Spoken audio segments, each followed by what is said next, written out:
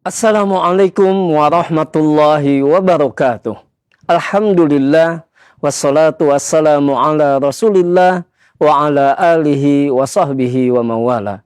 Saudaraku seiman dan seakidah, sahabat roja dimanapun Anda berada, masih bersama dengan kami di saluran tilawah Al-Quran dan kajian Islam.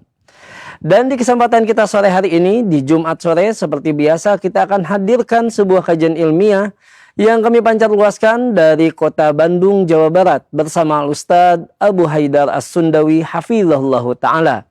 Dan di kesempatan sore hari ini kita akan membahas kitab Al-Qaulul Farid Fawaid ala Kitab Tauhid dalam sebuah tema yakni jenis-jenis ibadah. Saudaraku seiman dan seakidah, kami ajak Anda untuk menyimak kajian ini dan Anda juga dapat berpartisipasi dalam sesi tanya jawab dengan mengirimkan pertanyaan melalui pesan WhatsApp ataupun line telepon di nomor 021-823-6543. Insya Allah setelah nasihat dari Ustadz, kita akan coba angkat pertanyaan-pertanyaan Anda. Baiklah saudaraku seiman dan seakidah, untuk selanjutnya kita akan simak nasihat dari Ustadz Abu Haidar As-Sundawi hafizahullahu ta'ala. Kepada Ustadz, falyatafaddal maskura wa mahjura.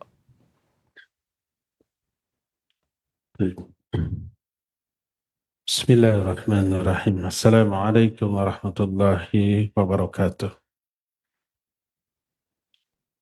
Alhamdulillahirabbil alamin wa bihi nasta'in ala umuri dunya waddin. Wal 'aqibatu lil muttaqin wa la 'udwana illa 'alal zalimin. Wa asyhadu an la ilaha illallah al-malikul haqqul mubin. Wa asyhadu anna Muhammadan 'abduhu wa rasuluh Sadiqul wa'dil amin.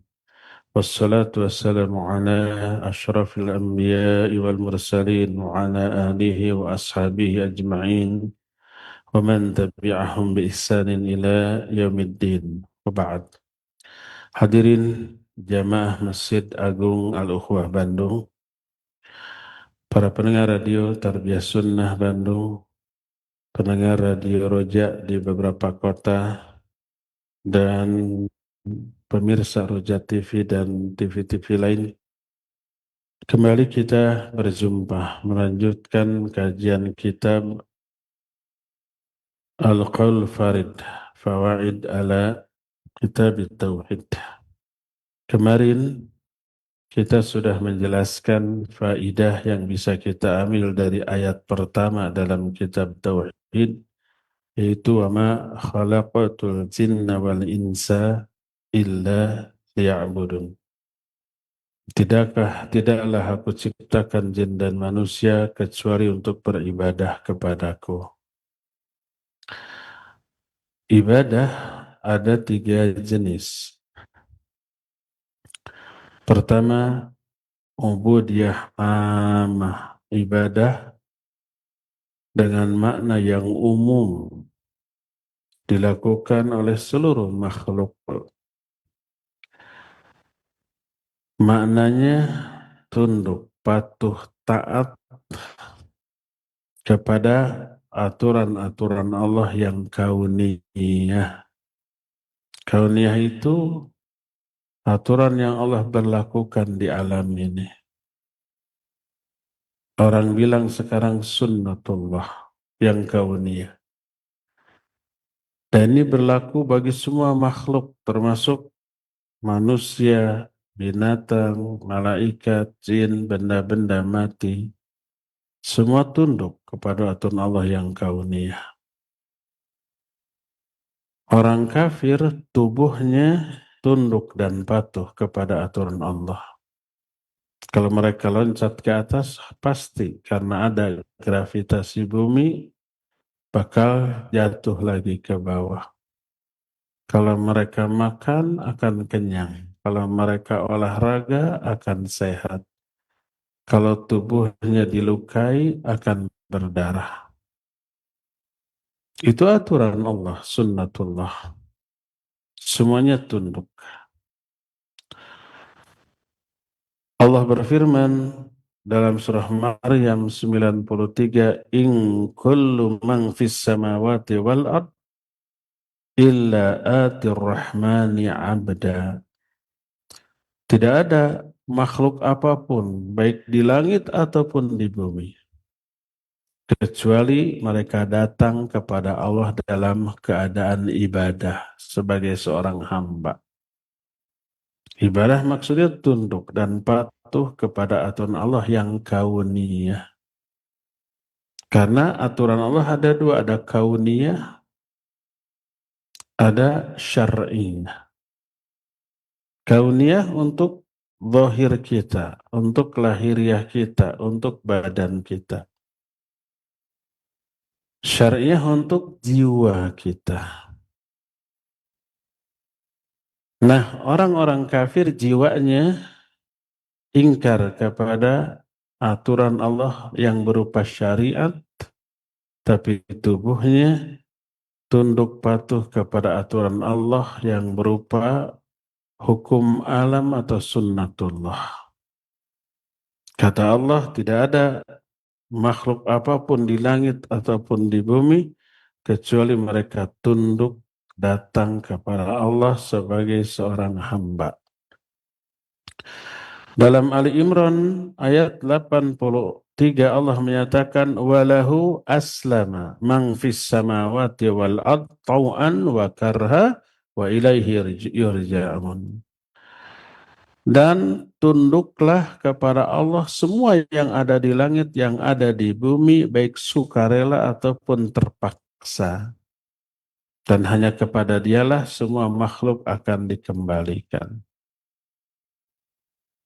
Jadi seluruh makhluk, benda mati ke, makhluk hidup, manusia, jin, binatang, zahirnya tunduk dan patuh Islam kepada aturan Allah yang kauniyah. Ketundukan mereka ini juga disebut ibadah. Semua makhluk ibadah kepada Allah, tubuhnya maknanya tunduk dan patuh kepada aturan Allah yang kauniyah. Inilah jenis ibadah yang pertama. Maknanya ibadah umum. Dengan makna tunduk dan patuh kepada aturan Allah yang kauniyah. Kedua, ubudiyah khassah. Ibadah dengan makna khusus. Ketundukan, kepatuhan jiwa kepada aturan Allah yang syar'iyah, yang berupa syariat. Inilah ibadahnya orang-orang mukmin. Allah menyatakan wa ibadur rahman alladzina idza yamshuna 'alal ardi hauna alladzina yamshuna 'alal ardi hauna wa idza khatabahumul jahiluna qalu salama. Hamba-hamba Allah maksudnya orang yang beribadah kepada jiwanya, tunduk dan patuh kepada aturan Allah yang berupa syariat, adalah orang yang mereka berjalan di muka bumi dengan tawadhu, dengan rendah hati. Karena itulah tuntunan syariat. Sekaligus tuntutan syariat harus tawadhu, harus rendah hati. Wa idza khatabahumul jahiluna qalu salama. Kalau mereka dikata-katai, diajak bicara oleh orang jahil, pasti omongannya pedas. Omongannya pasti menyinggung, buruk. Mereka membalas dengan ucapan-ucapan yang penuh keselamatan. Dinasihati, idfa billati hiya ahsan. Fa idzal ladzi bainaka wa bainahu adawah ka'annahu waliyyun hamim. Balas keburukan dengan kebaikan. Ini tuntutan syariat. Maka orang yang tadi antara kamu dengan dia ada permusuhan berubah menjadi kawan yang sangat akrab. Ini aturan syariat. Orang mukmin jiwanya tunduk kepada aturan syariat, inilah ibadah. Tapi ibadah yang khusus. Karena yang beribadah jiwanya.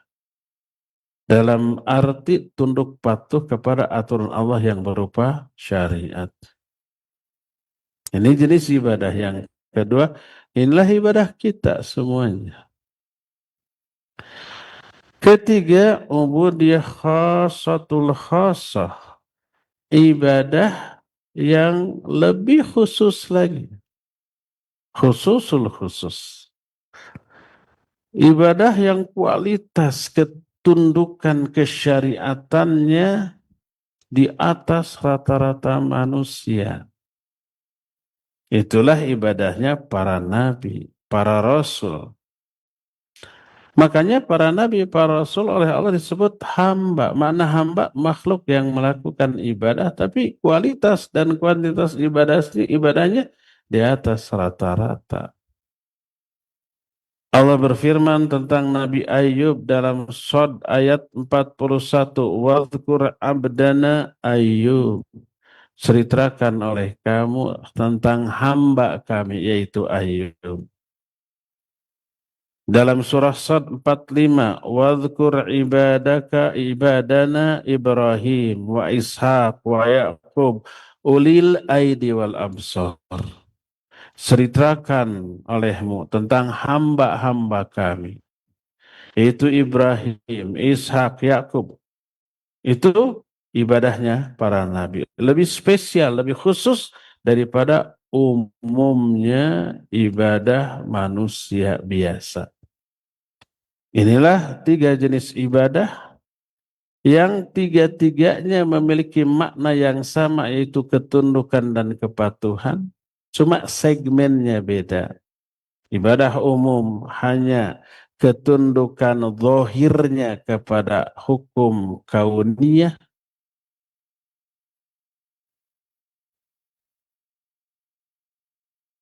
Kedua, ibadah dengan ketundukan jiwa kepada hukum yang syar'iyah.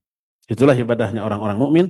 Yang ketiganya, ibadahnya para nabi berupa ketundukan jiwa mereka terhadap aturan Allah yang syar'iyah, tapi dengan kualitas dan kuantitas yang spesial.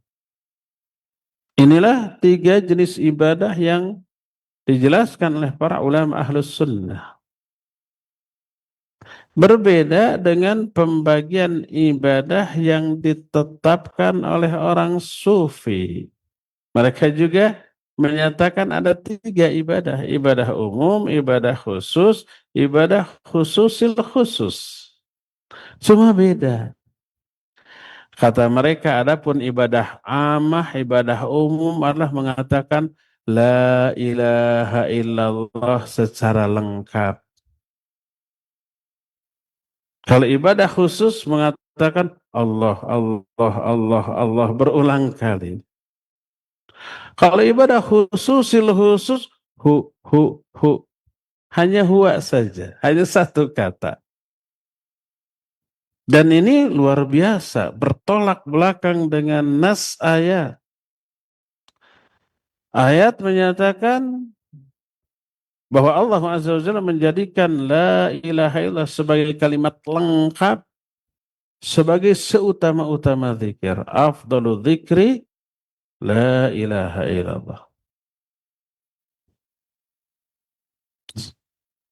Berkata Nabiullah Musa alaihi salatu wassalam kepada Allah, Rabbi alimni du'aan ad'uka wa adhkuru bika wa adhkuruka bihi. Ya Allah, ajarkan kepadaku satu kalimat. Aku akan berdoa kepadamu dengan kalimat ini dan berzikir kepadamu dengan kalimat ini. Kalimat yang spesial yang Allah ajarkan kepada Nabi Musa. Apa kata Allah? Ya Musa, qul la ilaha illallah. Hai Musa, katakan olehmu zikir la ilaha illallah. Itu diajarkan oleh Allah kepada Nabi Musa. Kepada Nabi manusia terbaik pada zaman itu. Mengatakan la ilaha illallahnya itu secara lengkap. Dan inilah inti sari dari dakwah para nabi dan para rasul. Allah menyatakan, Semua nabi yang diutus, ya qaumi ibudullah ma lakum min ilahin ghairu. Hai kaumku, sembah oleh kalian hanya Allah yang tidak ada sembahan lain yang hak bagi kalian selain Dia. La ilaha illallah. Karena itu seluruh nabi dan rasul oleh Allah diutus untuk menegakkan kalimat tauhid la ilaha illallah ini. Allah berfirman dalam surah An-Nahl 36. Walaqad ba'atsna fi kulli ummatin rasulan an i'budullah wajtanibut taghut. Sungguh kami telah mengutus seorang rasul kepada setiap umat. Satu umat, satu rasul. Kadang bisa lebih dari satu rasul. Bisa dua, bisa tiga dalam waktu yang sama. Lihat umpamanya dalam surah Yasin Allah menyatakan, wa arsalna ilaihim itsnaini fakadzabuhuma fa'ajazna bitsalitsin faqalu inna ilaikum mursalan. Kami utus kepada mereka dua orang rasul dalam satu waktu, didustakan. Fa'ajazna bitsalits, kami kuatkan yang ketiga. Tiga-tiganya menyatakan inna ilaikum mursalun. Kami orang-orang yang diutus kepada kalian. Tiga rasul dalam satu waktu ke satu umat. Apa jawab mereka? Qalu ma antum illa basyarum mithluna. Ma anzalar rahmanu min syai' in antum illa takdzibun. Apa jawab mereka? Kalian ini enggak ada, bukan siapa-siapa, kecuali manusia seperti kami. Allah tidak menurunkan ajaran apapun. Kalian ini tiada lain kecuali orang-orang yang berdosa. Masih didustakan juga tiga orang sekaligus tuh. Tapi minimal satu umat, satu rasul. Walaqad ba'atsna fi kulli ummatin rasulan. Kami utus kepada satu umat, satu rasul. Semua rasul menyatakan ani'budullah wajtanibut taghut. Inilah la ilaha illallah. Sembah oleh kalian Allah, jauhi semua sesembahan selain Allah yang disebut taghut. Dalam Al-Anbiya ayat 25. Berkata muallif ketika membahas masalah atau ayat ini, mimma yustafadu min hadhil ayat. Di antara faidah yang bisa diambil dari ayat ini adalah annal muallifa rahimahullahu taala ahsana fit tartib. Liannahu lamma bayyana al-hikmah min khalqil jin wal ins kama fil ayatis sabiqah bayyana al-hikmah min irsalir rusul. Wa annahum ursilu lidda'wah ila tauhid. Muallif, pengarang kitab tauhid ini sangat bagus di dalam menerangkan urutan-urutan materi. Dimulai dari hikmah diciptakannya jin dan manusia, yaitu untuk ibadah. Sebagaimana ayat kemarin, wa ma khalaqtul jinna wal insa illa liya'budun. Setelah itu dijelaskan tujuan pokok diutusnya para rasul, yaitu untuk menegakkan ibadah tauhid ini. Allah berfirman dalam Al-Anbiya 25, wa ma arsalna min qablika min rasulin illa nuhi ilaihi annahu la ilaha illa ana fa'budun. Tidaklah kami utus seorang rasul pun sebelum engkau, kecuali kami wahyukan kepada rasul ini bahwa tidak ada sesembahan yang hak selain aku, maka sembahlah aku. Ini faidah pertama dari ayat tadi. Jadi diutusnya para nabi, para rasul untuk mengajak ibadah, mentauhidkan Allah dalam hal ibadah. Faidah kedua, anna tauhid al-uluhiyah wa tauhidul ladzi da'at ilaihi ar-rusul. Ayat ini pun menjelaskan bahwa tauhid uluhiyah, mana tauhid uluhiyah itu adalah mengesahkan Allah dalam hal penyembahan. Hanya nyembah Allah, nggak ada sembahan lain yang dia sembah. Allah diesahkan dalam hal penyembahan. Ini yang disebut dengan tauhid al-uluhiyah. Tauhid uluhiyah lah inilah yang diserukan oleh para nabi, para rasul. Tapi yang mengakui meyakini tauhid al-uluhiyah hanyalah orang-orang mukmin. Adapun orang musyrik, mereka mengakui ketauhidan keesaan Allah dalam hal rububiyah, tapi pas penyembahan menyembah kepada selain Allah, selain menyembah kepada Allah. Tauhid rububiyah itu mengesahkan Allah dalam hal perbuatan Allah kepada hamba. Yaitu Allah satu-satunya pencipta, pemberi rizki, penjamin rizki, pengatur seluruh alam jagat raya yang memberi manfaat atau madarat. Itu kan perbuatan Allah terhadap hamba. Hanya Allah satu-satunya yang berbuat. Maka ini disebut tauhid ar-rububiyah. Meyakini tauhid rububiyah maknanya meyakini Allah lah satu-satunya pencipta dan pengatur seluruh alam jagat raya ini.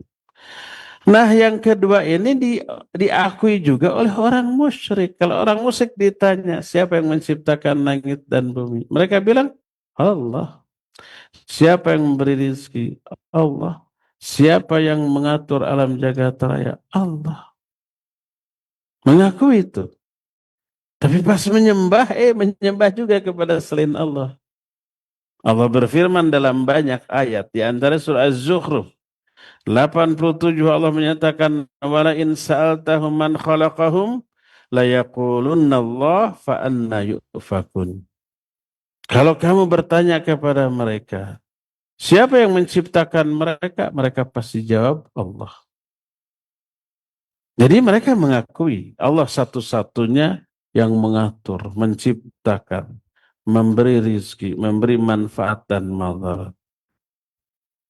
Makanya kalau orang meyakini tauhid rububiyah tidak berarti otomatis dia muslim, enggak. Muslim tidaknya lihat tauhid al-uluhiyah.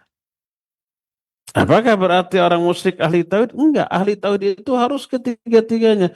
Tauhid uluhiyah, tauhid rububiyah, tauhid asma wa sifat, artinya Allah wajib diesakan dalam tiga hal ini. Hanya menyembah Allah, meyakini Allah hanya Allah satu-satunya yang menciptakan dan mengatur alam, plus tauhid asma wa sifat, maknanya Allah memiliki sifat-sifat yang tidak sama dengan sifat makhluknya. Allah asa, Allah melihat, tapi melihatnya jauh berbeda dengan melihatnya makhluk. Allah mendengar, tapi jauh berbeda dengan mendengarnya makhluk. Allah berbicara, tapi jauh berbeda dengan berbicara makhluk. Allah istiwa di atas aras, tapi jauh berbeda dengan istiwanya makhluk di atas makhluk lain. Itu Allah diesakan dalam hal asma wa sifat. Makanya orang yang tidak mengakui tauhid asma wa sifat, berarti dia menyamakan sifat Allah dengan sifat makhluk, itu berbahaya. Seseorang baru disebut ahli tauhid kalau dia mengesahkan Allah dalam tiga hal tadi. Makanya orang musyrik bukanlah ahli tauhid walaupun meyakini keesaan Allah dalam hal rububiyah. Al-Quran yang menyatakan.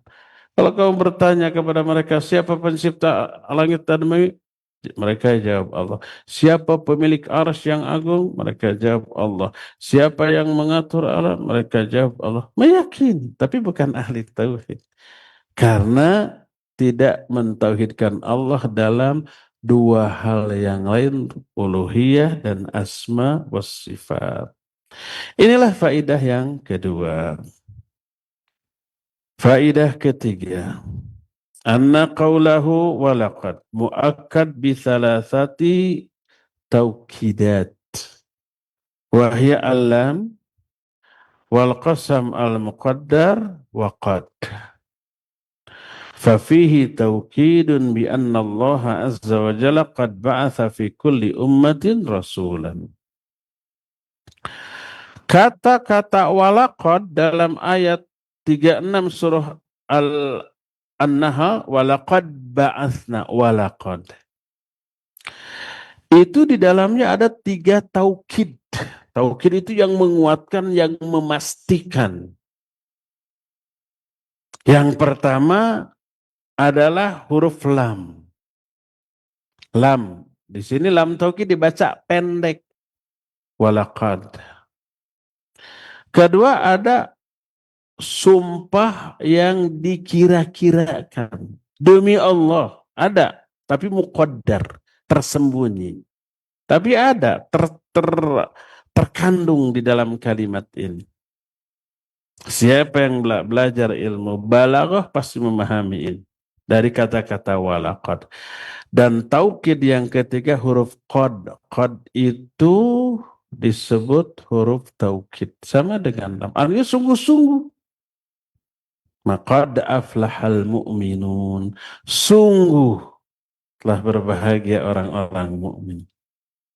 Huruf lam berpadu dengan qad, di tengah-tengahnya ada sumpah 3 kali taukid. Memastikan, menyatakan dengan kesungguh-sungguhan Allah peduli kepada setiap umat, dalam bentuk setiap umat diutus 1 utusan minimalnya dan bisa lebih. Kadang di satu zaman 2 rasul, 3 rasul. Kadang hanya 1 rasul saja. Dan itu bentuk kepedulian Allah kepada umat. Tidak membiarkan umat kebingungan, di tengah kegelapan apa yang harus dilakukan. Enggak. Diciptakan, diutus rasul. Apa yang harus dilakukan selama hidup dijelaskan secara gamblang oleh rasul tersebut. Inilah faedah yang ketiga. Faedah keempat, wa makna qauluhu ta'ala ba'athna ay arsalna. Wa kalimatul ba'ath tuha bil hayat. Wa dzalika bi anna man ata'a ar-rasul alaihi wassalatu wassalam fa innahu fi hayatin. Ini yang jarang terfahami oleh orang. Adapun makna ba'athna, ba'athna kami bangkitkan. Maknanya kami utus. Kenapa tidak walaqad arsalna? Tapi kenapa ba'athna? Karena kata ba'athna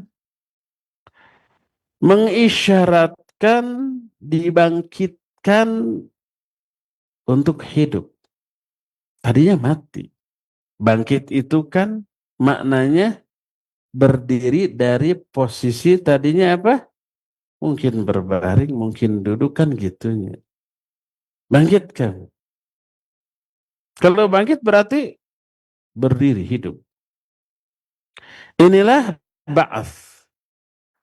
Kenapa para nabi, para rasul disebut ba'athna? Kami bangkitkan.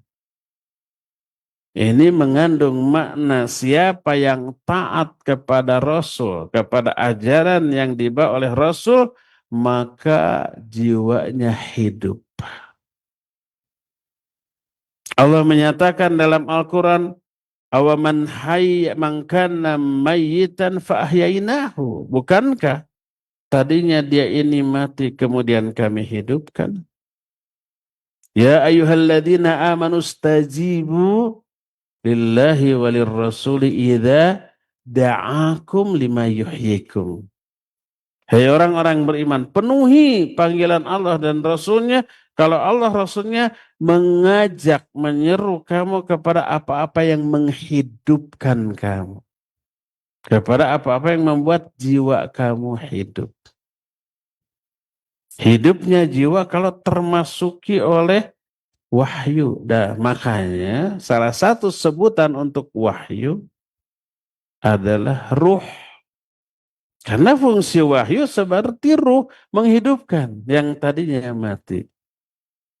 Allah Azza wa Jalla menyatakan dalam Al-Quran, wa kadzalika auhayna ilaika ruhan min amrina. Demikianlah kami wahyukan kepada engkau, hai Muhammad, ruh dari perintah kami. Allah mewahyukan ruh, maknanya mewahyukan Al-Quran yang disebut dengan sebutan ruh, karena salah satu fungsi Quran seperti ruh, menghidupkan.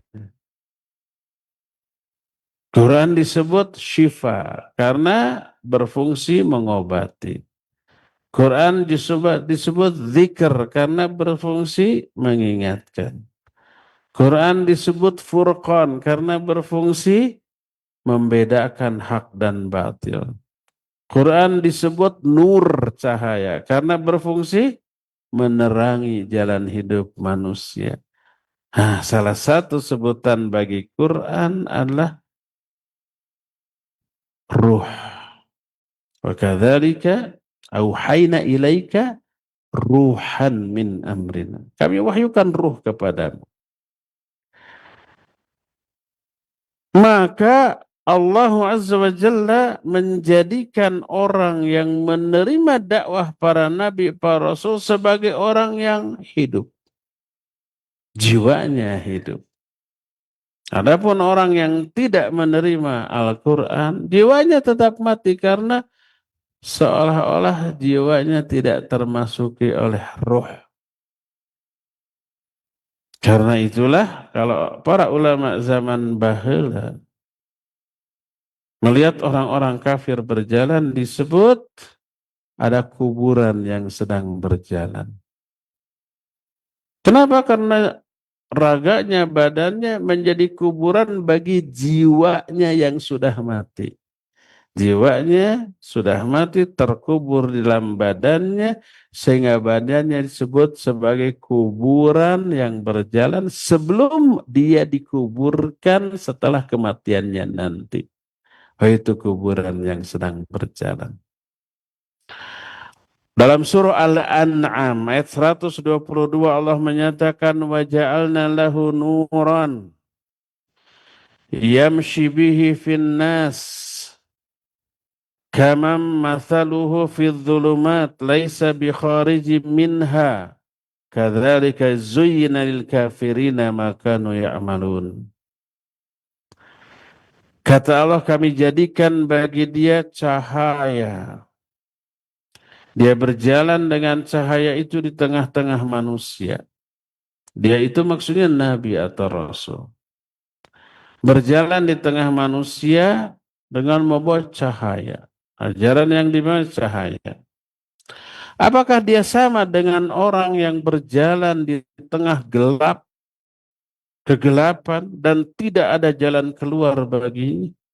Ini gambaran antara orang yang hidup dengan ada Al-Quran di dalam dirinya. Dia hidup dan berjalan di atas cahaya yang terang benderang. Kita berjalan di tengah siang hari, mau kemanapun, mau ada apapun, kita bisa mengantisipasinya. Ada batu, kita hindari. Ada lubang, kita loncat. Ada ular, kita lari. Arah barat, timur, utara, selatan kita tahu. Kalau terang benderang, ya enggak? Tapi kalau di tengah kondisi yang gelap gulita, mau melangkah juga ragu. Apakah pas melangkah itu aman apa tidak? Jangan-jangan ada lubang, jangan-jangan ada batu, jangan-jangan ada beling, jangan-jangan ada ular lagi berbaring di sana, pas keinjak dia ngigit. Kan gitu ya? Pernah nggak kita di rumah listrik mati dari kamar, mau ngambil lilin di dapur, gelap. Kita tahu sehari-hari posisi meja, kursi, lemari gitu kan.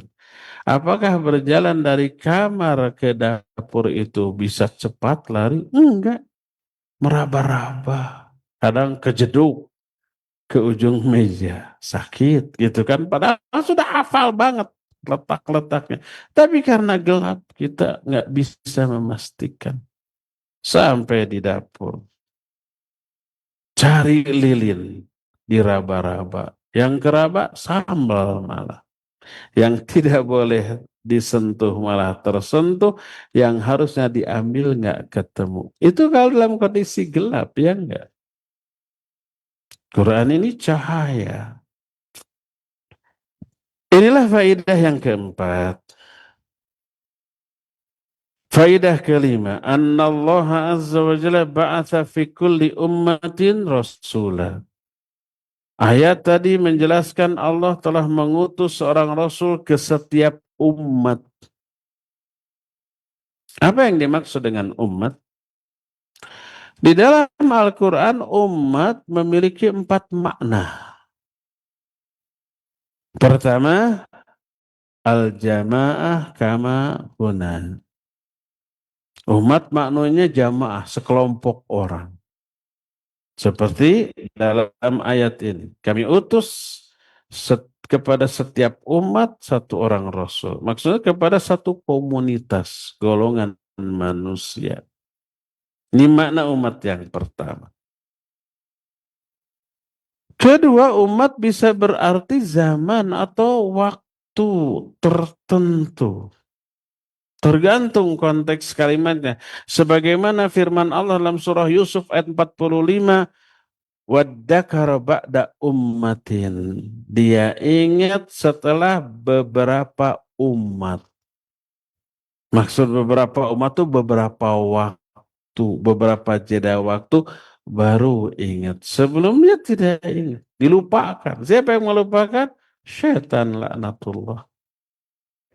Seperti kan ketika di penjara Nabi Yusuf ada 2 orang temannya mimpi. Akhirnya satu dihukum mati, satu direkrut oleh raja untuk menjadi pemeras anggur bagi raja.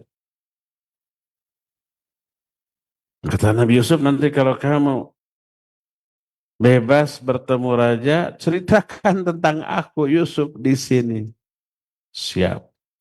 Begitu keluar lupa. Dan yang melupakan siapa? Syaitan laknatullahi alaih. Salah satu cara syaitan menggoda melupakan orang. Walaupun itu orang soleh. Lihat umpah kisah Nabiullah Musa alaihissalatu wassalam dengan pembantunya. Ketika dua-duanya naik perahu, kata Nabi Musa, ikuti ikan itu tuh. Kalau ikan itu hilang berarti kita berhenti di sana. Nabi Musanya tidur. Ternyata lupa ikan itu pergi kemana, pembantunya lupa harusnya berhenti. Ini bablas terus. Jauh kelewat. Kata Nabi Musa, ini lapar capek kita jauh banget. Di sini makanan. Apa kata orang itu?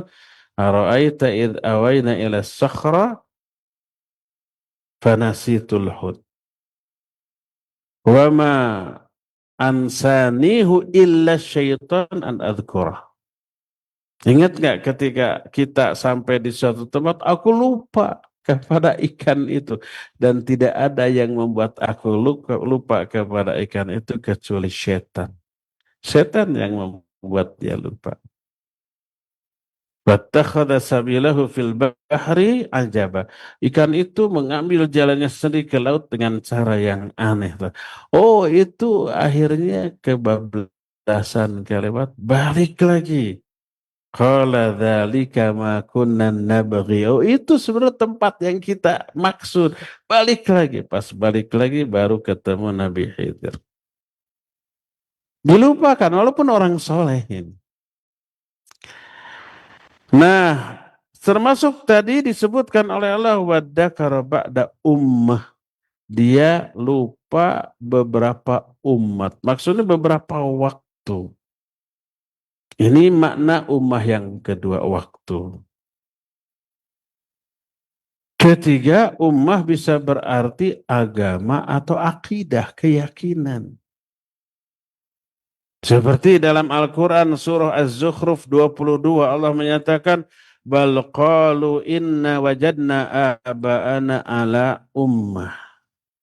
Ketika orang-orang musyrik itu disuruh diajak untuk mengikuti wahyu Quran dan Sunnah. Apa mereka bilang? Qalu mereka berkata inna wajadna aba'ana ala ummah. Kami menemukan bapak-bapak kami di atas keyakinan seperti ini. Keyakinan menyembah berhala. Disebut ala ummah. Ummah di sini keyakinan, akidah atau agama. Beginilah cara ibadah bapak kami, maka begitu pula lah cara kami ibadah. Disebut dengan ungkapan ummah. Inilah makna ummah yang ketiga. Makna ummah yang keempatnya adalah al-imamah. Ummah berarti pemimpin, tokoh yang diikuti. Seperti Nabi Ibrahim disebut umat oleh Allah dalam Al-Quran dalam surah An-Nahl 120. Inna Ibrahim kana ummatan. Sesungguhnya Ibrahimlah seorang umat. Makna umat imaman yuqtadabih. Imam atau pemimpin yang diikuti. Inilah 4 kata umat dalam Al-Quran yang maknanya berbeda-beda. Ada yang pertama kelompok, komunitas. Seperti walaqad ba'atsna fi kulli ummatin rasulan. Yang kedua ada umat dengan makna zaman, waktu. Ketiga ada umat dengan makna akidah, keyakinan atau agama. Dan terakhir keempat ada umat dengan makna imam, pemimpin. Inilah faidah yang kelima. Keenam, anna ahlal fatrah asyara Allah azza wa jalla ilaihim fi qawlihi ta'ala ya ahlal kitab qad ja'akum rasuluna yubayyinu lakum ala fatratin minar rusul an taqulu ma ja'ana min basyirin wala nadhirin faqad ja'akum basyirun wa nadhirun wallahu ala kulli syai'in qadir. Ada satu kelompok orang disebut ahlul fatrah. Mana ahlul fatrah? Orang-orang yang hidup di masa-masa kosong dari nabi dan dari wahyu. Disebut ahlul fatrah.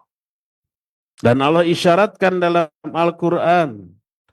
Surah Al-Ma'idah ayat ke-19 Allah menyatakan, ya ahlul kitab. Hai ahlul kitab. Maksudnya Yahudi dan Nasrani. Telah datang kepada kalian utusan kami. Yang menjelaskan kepada kalian ala fatratim minar rusul di tengah-tengah zaman kosong dari para rasul. Disebut masa fatrah.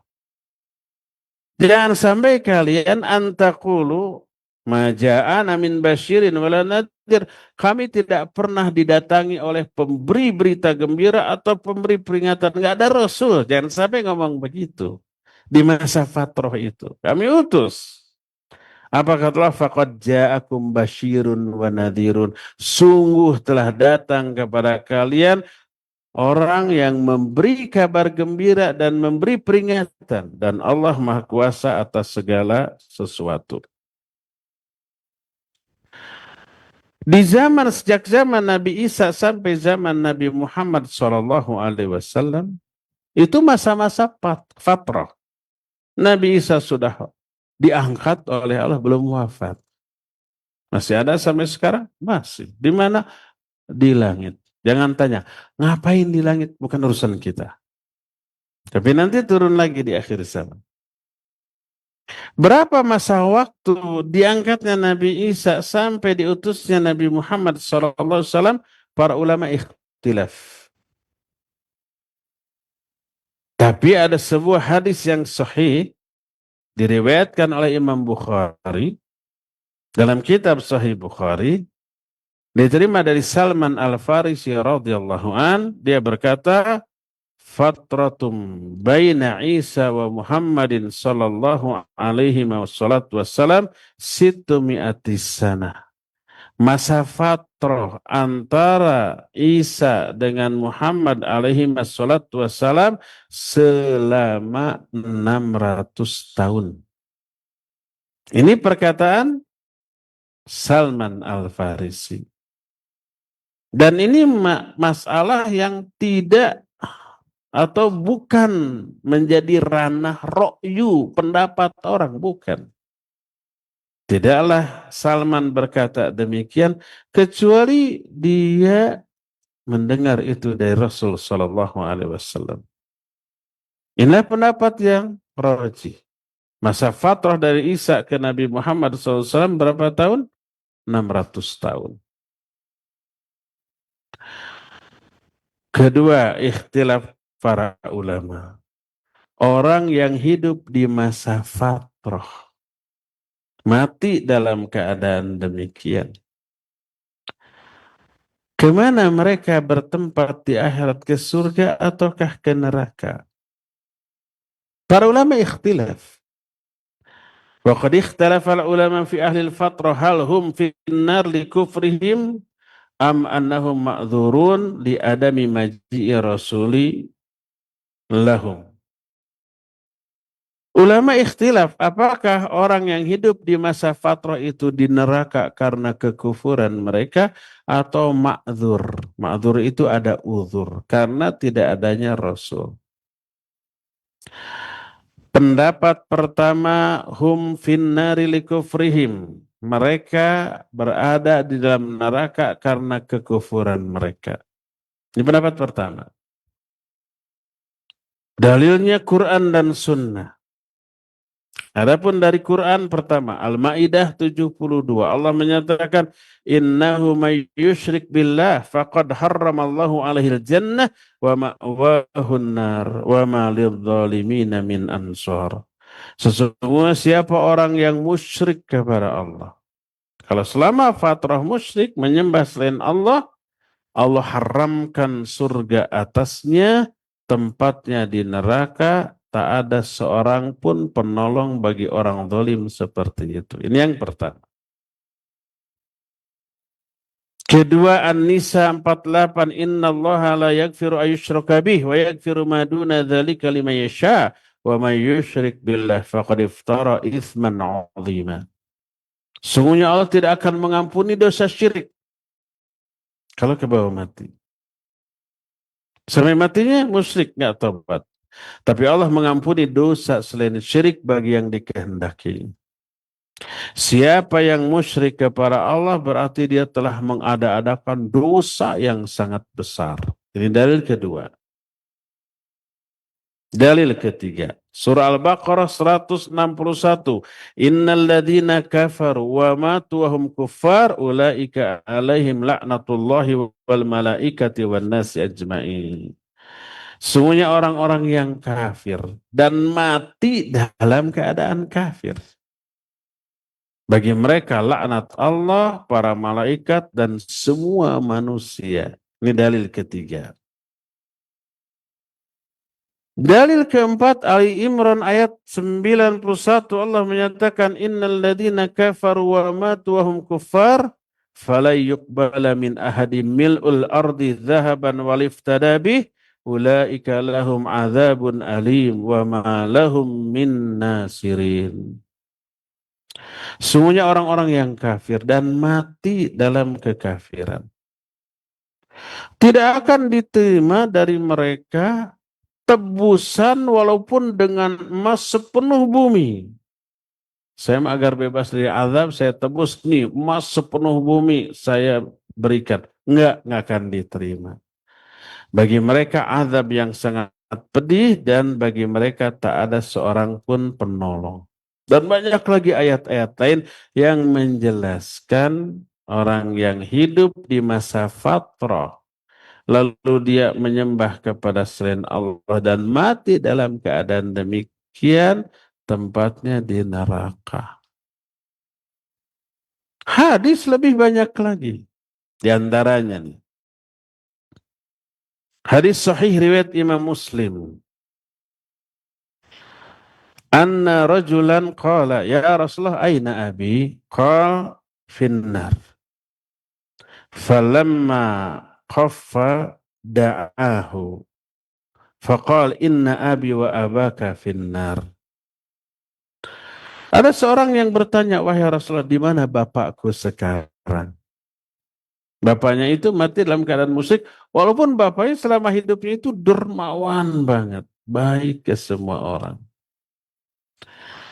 Apa kata Nabi SAW? Dia berada dalam neraka. Orang itu tertunduk sedih, lalu berlalu. Baru beberapa langkah dipanggil lagi oleh Rasul SAW, lalu beliau bersabda, sesungguhnya bapakku dan bapakmu berada di dalam neraka. Hadis sahih diriwayatkan oleh Imam Muslim dalam kitab Sahih Muslim. Ini pertama. Dua-duanya bapak Nabi kita SAW dan bapak orang itu hidup di masa fatrah dan mati dalam keadaan menyembah kepada selain Allah. Dalam hadis riwayat Imam Muslim yang lain, ketika Nabi SAW dari Madinah mau ke Mekah, di jalan singgah ke sebuah desa namanya Abuwa. Di sanalah ibundanya. Aminah dimakamkan, dikuburkan. Beliau ziarah. Didatangi oleh Umar, kedapatan Nabi SAW menangis. Lalu bertanya, maafkah ya Rasulullah? Apa yang buatmu menangis wahai Rasulullah? Apa kata Nabi SAW? Ista'dhantu Rabbi an astaghfira li ummi falam ya'dhan li wasta'dhantuhu an azura qabraha fa'adhinali. Aku minta izin kepada Allah untuk memintakan ampunan untuk ibuku. Karena ibunya mati dalam keadaan menyembah kepada selain Allah. Aku minta izin untuk istighfar, mintakan ampunan untuk ibuku, tapi Allah tidak mengizinkan. Lalu aku minta izin untuk menziarahi kuburannya dan diizinkan. Hadis ini pun sahih diriwayatkan oleh Imam Muslim yang menjadi nas yang jelas. Kedua orang tua Nabi SAW berada dalam neraka berdasarkan nas hadis itu. Sedih? Ya iya, Nabi sampai nangis. Kita juga ikut sedih, ya iyalah. Jangan pakai logika. Masa rahim yang melahirkan seorang manusia terbaik ke neraka, itu kan logika, menghapuskan nas. Hampir setiap nabi ada orang terdekatnya yang durhaka, ahli neraka, ya enggak? Nabi Nuh, Nabi Lut, istri-istrinya kafir. Bahkan dijadikan sebagai simbol kekafiran. Dharaballahu alladhina kafaru imra'ata Nuh wa imra'ata Lut. Kami berikan gambaran kepada mereka tentang orang-orang kafir. Istrinya Nabi Lut. Anaknya juga ada yang kafir. Nabi Ibrahim tukang menghancurkan patung berhala. Bapaknya tukang bikin patung. Dan banyak orang-orang yang soleh, orang terdekatnya ahli neraka. Termasuk Nabi kita Muhammad SAW. Orang-orang terdekat yang banyak berjasa seperti Abu Thalib. Matinya dalam keadaan musyrik. Itu nas. Terima apa ada. Jangan diukur dengan perasaan. Agama adalah wahyu. Bukan otak, bukan perasaan. Maka berkata para ulama, faddalna ala annaha kafirah wa masiruhan nar. Ini hadis menunjukkan dia mati dalam keadaan kafir dan tempatnya di dalam neraka. Allah berfirman dalam surah At-Taubah 113, maka nalin nabi walladzina amanu ayastaghfiru lil musyrikin walau kana uli qurba mim ba'di ma tabayyana lahum annahum ashabul jahim. Tidak pantas bagi seorang nabi dan orang-orang beriman bersamanya memintakan ampunan untuk orang-orang musyrik, walaupun orang musyrik itu kerabat terdekat. Ayahnya, ibunya, anaknya, adiknya, kakaknya, kerabat terdekat. Mati dalam keadaan musyrik, nggak boleh untuk dimintakan ampunan. Karena itulah maka orang-orang yang hidup di masa fatrah, menurut pendapat yang pertama, tempat mereka ada di dalam neraka. Pendapat kedua, kita akan bahas Jumat depan. Sekarang sudah habis waktu untuk menerangkan. Penjelasan ini insya Allah akan kita lanjut di hari Jumat yang akan datang. Dan kita masih punya sisa waktu untuk bertanya jawab kepada Abu Lukman di studio radio Roja Cilengsi. Dipersilakan untuk memandu tanya jawab dengan pendengar radio Roja atau pemirsa Roja TV. Wassallallahu ala Nabi Muhammadin wa ala alihi wa ashabihi wassalam. Silakan Abu Lukman. Jazakallahu khairan, kami sampaikan kepada Ustadz Abu Haidar As-Sundawi hafizahullahu ta'ala yang telah membimbing kita di kajian edisi sore ini langsung dari kota Bandung, Jawa Barat. Dan untuk berikutnya kami undang Anda sahabat Roja dimanapun Anda berada untuk berpartisipasi dalam sesi tanya jawab. Anda dapat mengirimkan pertanyaan melalui pesan WhatsApp ataupun melalui line telepon di nomor 021 823 6543. Baik, tampaknya sudah ada penelpon yang masuk, kami persilahkan.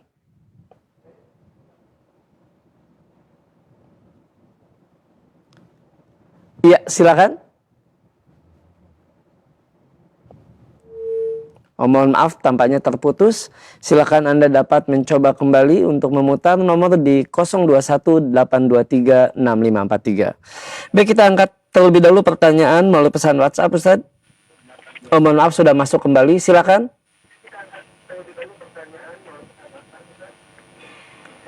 Iya, dengan siapa di mana? Assalamualaikum warahmatullahi wabarakatuh. Waalaikumsalam warahmatullahi wabarakatuh. Dengan siapa di mana, Ibu? Ibu Ningsih di Lubuk Linggau. Baik, silakan Ibu. Mau menanyakan menyimpang dari soal tadi. Ini di Al-Quran itu kan ada sajadah gitu ya. Kalau pas di surat apa itu kan baca sajadah, itu ada tulisan sajadah di samping kanan tuh. Itu gimana caranya tuh? Baik. Baik, jazakillahu khairan Ibu Ningsih di Lubuk Linggau. Baik, Barakallahu fiik. Ibu Ningsih di Lubuk Linggau. Di dalam Al-Quran ada di akhir ayat tulisan sajadah. Terus biasanya ada tanda panah ke atas di akhir itu. Itu isyarat tanda ayat tersebut disebut ayat sajdah. Di dalamnya pasti ada perintah atau isyarat untuk sujud. Maka disunnahkan bagi kita untuk sujud, baik di dalam sholat ataupun di luar sholat. Adapun kalau di dalam sholat, lalu imam membaca ayat sajdah. Ada 15 ayat sajdah dalam Al-Quranul Karim. Di antara dalam surah, ya juz amma ada tuh, surah Al-Alaq ayat terakhir. Wasjud waqtarib, fasjud waqtarib, sujudlah dan mendekatlah. Di akhir ayat ini disunnahkan untuk sujud. Atau surah As-Sajdah, innama yu'minu bi ayatina alladhina idza dzukiru biha kharru sujjada wasabbahu bihamdi rabbihim wa hum la yastakbirun. Sujud. Gimana caranya?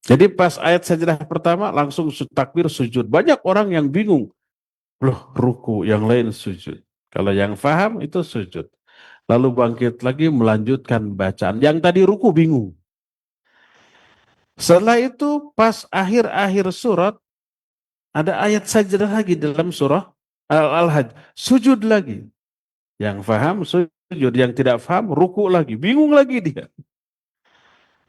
Rakaat kedua baca surah Al-Mu'minun. Di Al-Mu'minun tidak ada ayat sajadah. Aman. Nah, di rakaat kedua, rakaat pertama, karena sholat khusuf atau khusuf itu 4 rakaat dalam 2 rakaat. Artinya dalam 1 rakaat ada 2 kali Fatihah, 2 kali ruku. 2 rakaat jadi 4 kali Fatihah, 4 kali ruku. Imam waktu di Masjid Nabawi kemarin rakaat pertama kedua baca Al-Hajj dan Al-Mu'minun, rakaat ketiga membaca surah Al-Furqan. Di Al-Furqan ada lagi itu ayat sajdah. Jadi 3 kali ya. Jadi kalau imam tidak sujud tidak apa-apa karena sunnah tidak dosa, makmum juga tidak sujud. Itu kalau di dalam sholat. Nah, bagaimana kalau di luar sholat? Di luar sholat, kalau seseorang membaca Al-Quran lalu ada ayat saja, disunnahkan dia sujud. Sunnah. Kalau enggak apa-apa. Ya, nggak perlu berdiri ketika duduk, begitu ada ayat sajadah langsung aja sujud, kemudian baca Subhana Rabbiyal A'la 3 kali, lalu tambah dengan doa khusus, doa sujud tilawah. Sajada wajhil ladzi khalaqahu wa syaqqa sam'ahu wa basaru bihaulihi wa quwwatihi. Lalu duduk lagi sudah. Lanjutkan bacaan. Bagaimana kalau orang yang melihat? Kalau yang melihat itu menyimak bacaan. Ini orang bacaannya enak, bagus, kita simak. Lalu ada ayat sajdah dia sujud, yang mendengarkan juga sunnah sujud. Mustami. Tapi kalau umpamanya ada orang yang baca Al-Quran, kita ada di sana tapi tidak mendengarkan, cuek aja kita chatting atau browsing. Tiba-tiba orang itu sujud karena baca ayat sajdah, kita karena tidak menyimak, tidak mendengarkan, tidak disunnahkan sujud tilawah bersama dia. Karena kita tidak menyimak ya. Begitulah ketetapan untuk sujud tilawah, wallahu a'lam bissawab. Silakan lagi Abu Luqman. Jazakallahu khairan Ustadz atas penjelasannya, dan berikutnya kita bacakan penanya melalui pesan WhatsApp Ustadz dari Bapak Gatot di Jakarta. Izin bertanya Ustadz, terkait sifat-sifat Allah Ustadz, apakah yang benar itu 13 atau 20? Dan apakah berdasarkan hadis yang sahih atau pendapat ulama saja Ustadz? Karena saya tidak mendapati ada Ar-Rahman dan Ar-Rahim. Mohon penjelasannya Ustadz. Tafadhol Ustadz. Afan barusan lep-lepan, ada yang terputus, bisa diulang? Baik, pertanyaan dari Pak Gatot Ustadz. Pertanyaannya terkait dengan sifat-sifat Allah itu yang benar, apakah ada 13 atau 20? Dan apakah ini hadisnya sahih atau pendapat ulama saja? Karena saya tidak mendapatkan ada Ar-Rahman dan Ar-Rahim di sana Ustadz. Mohon penjelasannya. Tafadhol Ustadz. Baik. Barakallahu fiik. Sifat-sifat dan nama-nama Allah tak terbatas dan tak ada seorang pun yang tahu jumlahnya kecuali Allah. Bukan 13 atau 20. Dalam setiap nama Allah terkandung sifat. Nama Allah ada berapa? Nggak terbatas. Ada yang menyatakan 99, itu salah faham. Hadisnya sahih riwayat Imam Muslim, Nabi SAW menyatakan, Inna lillahi tis'atan wa tis'ina isman faman ahsoha dakhalal jannah. Allah memiliki ada 99 nama yang siapa yang mengihsa 99 nama itu dia masuk surga. Maknanya Allah memiliki banyak nama. Di antara nama itu ada 99. Siapa yang mengihsa itu memahami, meyakini, dan mengaplikasikan dalam kehidupan, maka dia masuk surga. Sama dengan begini. Saya punya uang 1 juta yang akan saya berikan kepada yang hafal juz amma. Apakah maknanya uang saya hanya 1 juta? Enggak, banyak, miliaran di bank punya orang. Tapi di antara banyaknya uang saya sisihkan 1 juta yang akan saya berikan kepada orang yang hafal juz amma. Itu contoh. Beda kalau saya memilih uang saya 1 juta. Saya akan berikan kepada yang hafal juz amma. Ya, kalau gitu kalimatnya, iya uang saya hanya 1 juta. Kalau Rasul SAW menyatakan, Inna asma Allah tis'atun wa tis'una isman. Sungguh nama-nama Allah 99 nama. Ya, berarti cuma 99. Tapi kalimatnya tidak begitu. Dia menyatakan, Inna lillahi tis'atan wa tis'ina isman. Faman ahsahu dakhalal jannah. Ini mengisyaratkan nama Allah lebih dari 99 ditambah dengan doa. Di dalam hadis riwayat Bukhari yang sahih, siapa orang yang sedang sedih, risau atau galau lalu berdoa, Allahumma inni as'aluka bikulli ismin alladhi samaita bihi nafsak. Terus, au anzaltahu fi kitabik. Au allamtahu ahadan min khalqik. Terus di akhirnya awis ta'sarta bihi fi ilmil ghaibi indak. Ya Allah, aku meminta kepadamu dengan menyebut semua namamu yang telah engkau namakan dirimu dengan nama-nama itu. Atau nama-nama yang kau ajarkan kepada salah seorang makhlukmu. Atau nama-nama yang kau turunkan dalam kitabmu. Atau nama-nama yang hanya engkau saja yang tahu dalam ilmu gaib yang ada di sisimu. Jadi ada nama-nama yang hanya Allah yang tahu. Awis ta'sarta bihi fi ilmil ghaibi indak, maknanya istisar itu hanya engkau yang tahu, yang lain selain engkau tidak tahu. Para malaikat, para nabi enggak tahu. Ada nama-nama yang hanya Allah yang tahu. Ini menunjukkan tak terbatas. Di dalam setiap nama terkandung sifat. Kalau nama Allah Asmaul Husna ada 99 minimal sifat Allah sebanyak itu. Maka sifat 13, sifat 20 itu rumusan orang hasil menelaah ayat dan hadis tentang sifat berdasarkan ro'yu. Ternyata berbeda dengan ayat. Coba. Ar-Rahman Ar-Rahim sifat Allah bukan? Iya.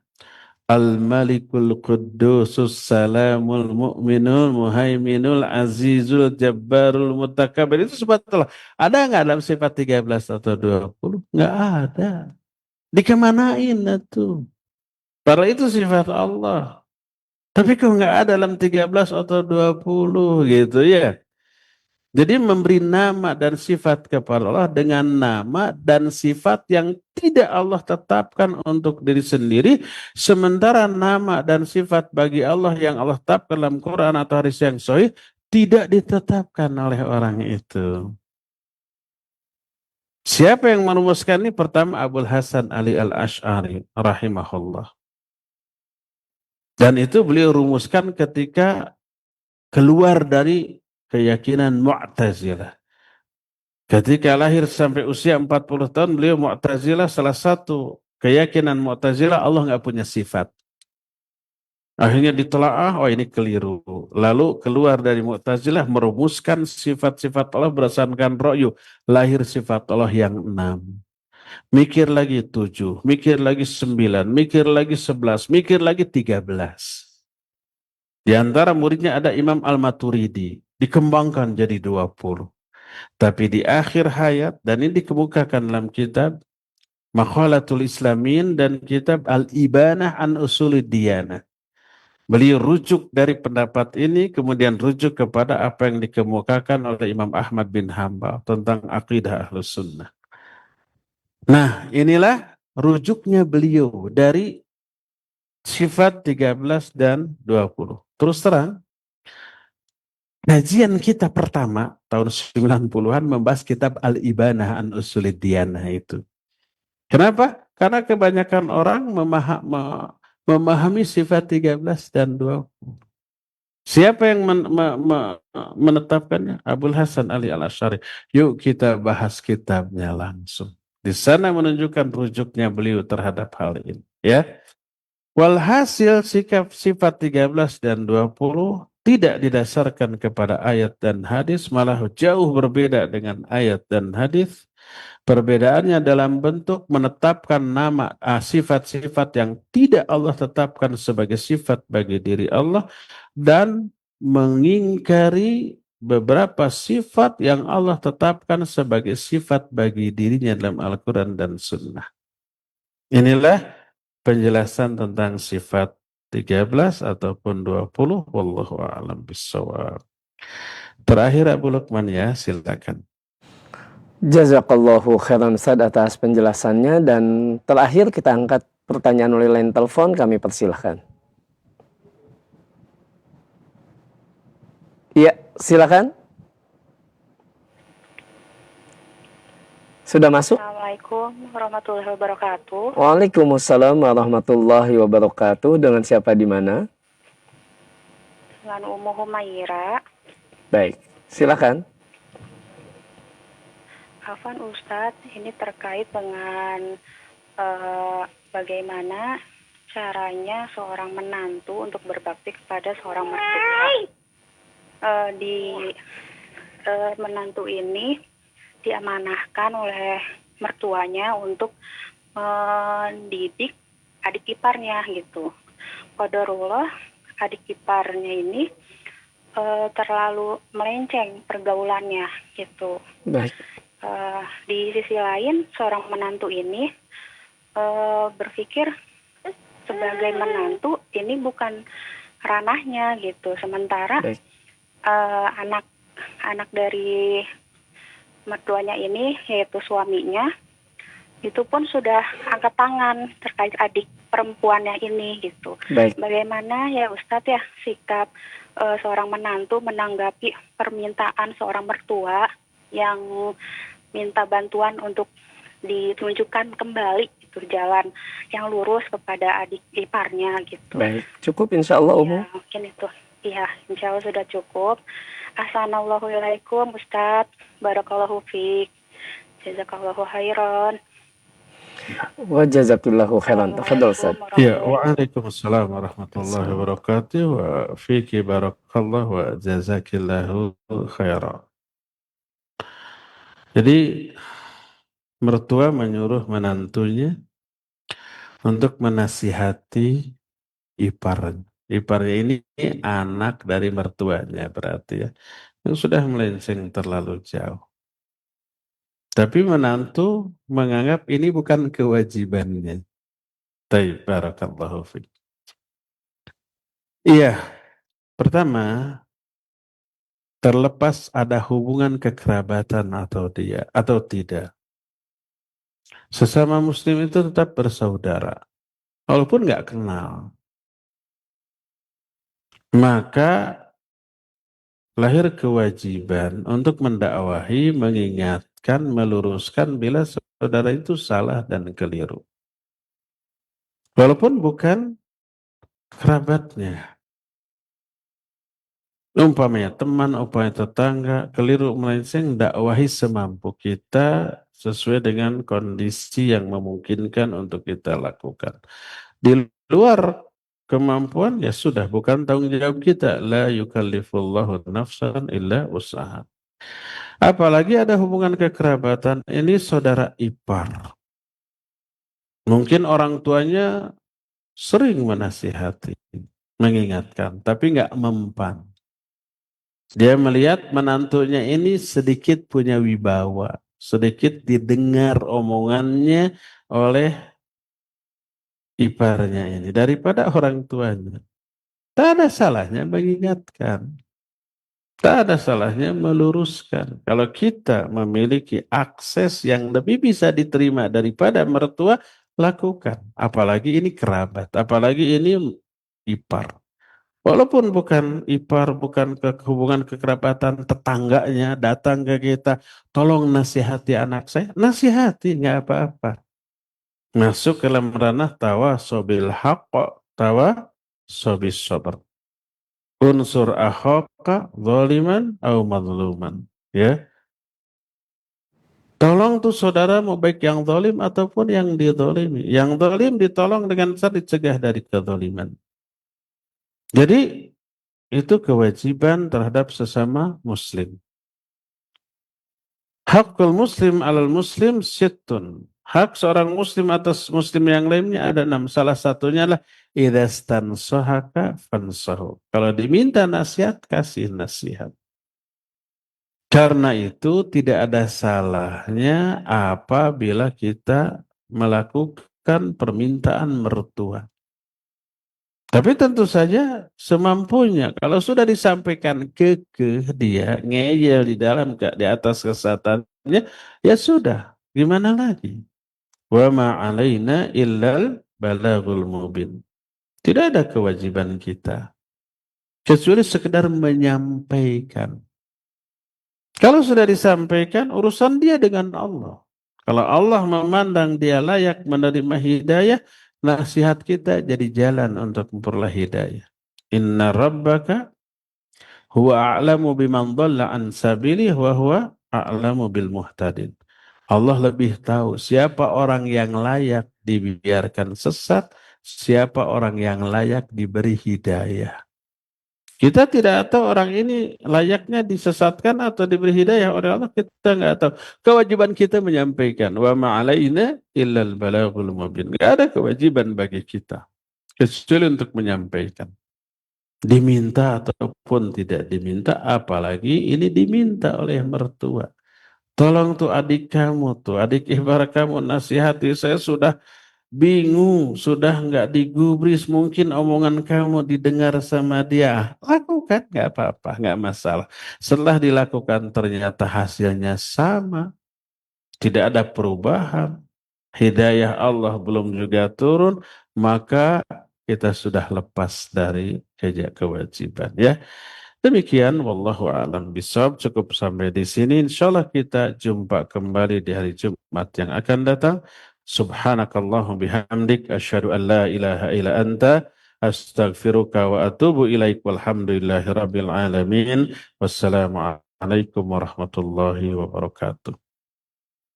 Waalaikumsalam warahmatullahi wabarakatuh. Kami ucapkan jazakallahu khairan kepada Ustaz Abu Haidar As-Sundawi hafizahullahu ta'ala yang telah membimbing kita di kesempatan kajian sore hari ini langsung dari kota Bandung, Jawa Barat. Dan kami ucapkan pula jazakumullahu khairan untuk Anda sahabat Roja dimanapun Anda berada. Semoga ilmu yang kita pelajari di kesempatan sore hari ini menjadi ilmu yang bermanfaat, yang mendatangkan amal-amal soleh. Mohon maaf atas segala kekurangan dan semoga Allah pertemukan kita kembali di lain kesempatan. Wassalamualaikum warahmatullahi wabarakatuh.